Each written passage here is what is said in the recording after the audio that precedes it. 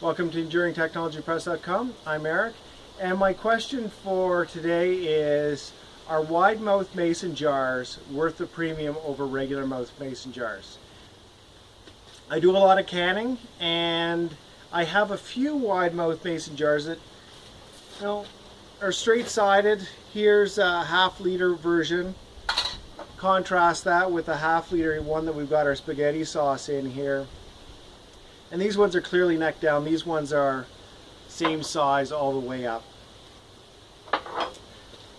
My take on it is a definite resounding no. I don't think it's worth the premium, both in cost and, really, maybe more important than cost, in logistics.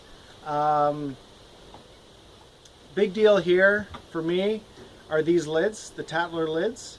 And because I have a whole bunch of these, it's easier to just standardize on one mouth size. I've standardized on the regular mouth mason size because it's cheaper to acquire the jars, as well as I've never found a need to really go with the advantage of the wider jar. Two of those would typically be when you're canning meat or canning salmon. Here's canned salmon in a 250 ml jar. Straight sides again, sort of like your wide mouth anyway, but in a really convenient size. You know, one of the advantages of canning at home is you can pop one of these off the shelves, you can use it up, you don't have to put it in your refrigerator or back in the freezer or anything like that. The other one that you typically use a wide mouth jar for are pickles, and here are some of my lactic pickles that are still finishing up fermenting and getting that nice sour taste.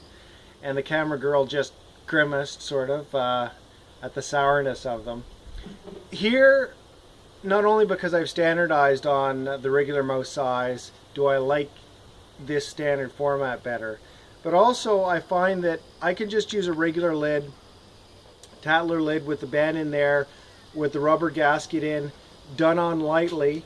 And then, in order to keep everything under that water level, I'll take cuke and I'll shove it sideways in the mouth.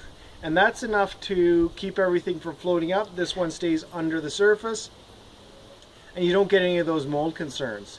So not only is it cheaper, but it's a whole lot easier than having to go and weight something down or use a crock or something like this. This is what these will ferment in, this will be what they get stored in, and they'll be what they get consumed in.